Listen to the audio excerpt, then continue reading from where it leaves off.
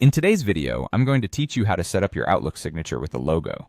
Whether you're looking to make a professional impression or ensure your emails are easily recognizable, adding a signature with your company logo is a fantastic way to achieve that. We're going to walk through the process step by step, so let's dive right in. First, open your Outlook application. Once you have it in front of you, direct your attention to the top left corner where you'll find the File tab. Go ahead and click on it. This action will open a new window bringing up several options on the left-hand side where you'll want to select Options. Doing so will present you with another list of settings, and from here, click Mail. This section is where you manage various mail settings to customize how emails are sent and received. On this page, you'll find a button labeled Signatures.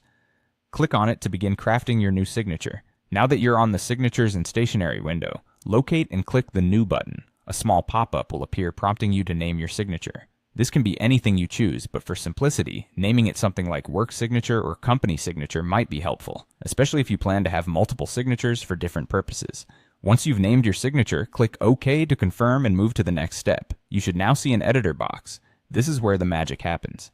Begin typing out your contact details. Be sure to include your name, your role within the company name itself, and any relevant phone number. Remember, this information forms the backbone of your signature, providing recipients with a quick snapshot of who they're communicating with. Next, it's time to add that all-important logo. Right above the editor box, locate the image icon, which might look like a small picture frame.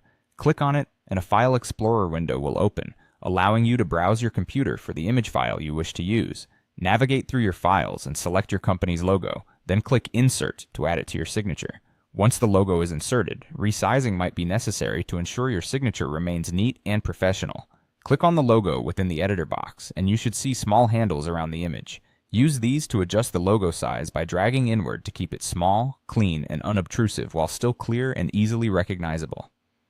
Before exiting, it's always a good idea to take a final look at your signature, ensuring everything is aligned, the text is easily readable, and the logo complements rather than overwhelms the content.